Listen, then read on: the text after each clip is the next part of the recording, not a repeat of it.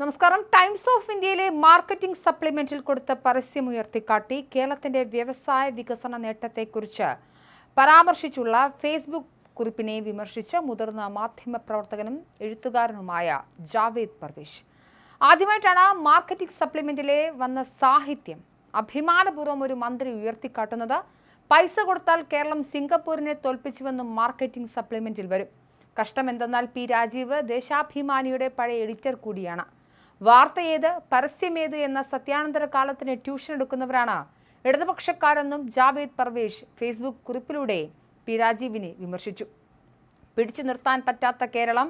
Times of ഇന്ത്യയുടെ ഈ ലേഖനം സമീപകാല കേരളത്തെക്കുറിച്ചുള്ള സമഗ്രമായ വിലയിരുത്തലുകളൊന്നാണ്. എല്ലാ മേഖലകളിലും ഉണ്ടായ മാറ്റങ്ങൾ നമ്മുടെ നാടിന്റെ വ്യവസായ മുന്നേറ്റത്തിന് സഹായകമാണെന്നും ഇപ്പോൾ ചുവപ്പ് നാടകളല്ല ചുവന്ന പരവതാനിയാണ് നിക്ഷേപകർക്കായി കേരളം തയ്യാറാക്കി വെക്കുന്നതെന്നും ലേഖനം പറയുന്നു. ഈ മാറ്റം ഇനിയും മികവോടെ തുടരും. സർക്കാർ ഒപ്പമുണ്ട് എന്നായിരുന്നു ടൈംസ് ഓഫ് ഇന്ത്യയിൽ വന്ന മാർക്കറ്റിംഗ് സപ്ലിമെന്റ് പേജ് പങ്കുവെച്ച മന്ത്രി പി രാജീവ് ഫേസ്ബുക്കിൽ കുറിച്ചത്. ഇതിനെതിരെയാണ് ജാവേദ് പർവേഷ് ഫേസ്ബുക്ക് കുറിപ്പ് ഇട്ടത്. അതിന്റെ പൂർണ്ണരൂപം ഇങ്ങനെയാണ്: പിടിച്ചു നിർത്താൻ പറ്റാത്ത കേരളം. മാർക്കറ്റിംഗ് സപ്ലിമെന്റിൽ കൊടുത്ത പരസ്യത്തെ കാണിച്ചാണ് മന്ത്രി പി രാജീവിന്റെ അഭിമാനം കൊള്ളൽ. ആദ്യമായിട്ടാണ് മാർക്കറ്റിംഗ് സപ്ലിമെന്റിൽ വന്ന സാഹിത്യം അഭിമാനപൂർവ്വം ഒരു മന്ത്രി ഉയർത്തിക്കാട്ടുന്നത്.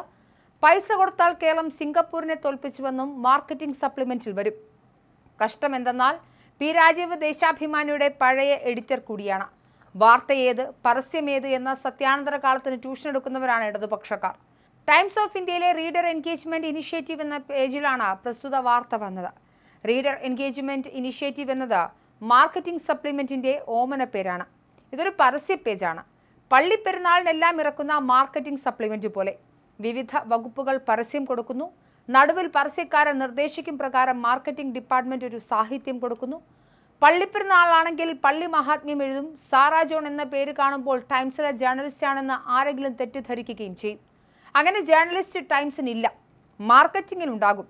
വാർത്തയ്ക്ക് കൊടുക്കുന്ന ഫോണ്ടുകൾ പരസ്യങ്ങൾക്ക് സാധാരണ കൊടുക്കാറില്ല. എന്നിട്ടും പരസ്യം കൊടുത്ത് വാർത്തയായി നടിക്കുന്നത് കാണുമ്പോൾ കഷ്ടമെന്നു മാത്രമാണ് പഴയ പരിചയക്കാരനായ രാജീവിനോട് പറയാനുള്ളത്.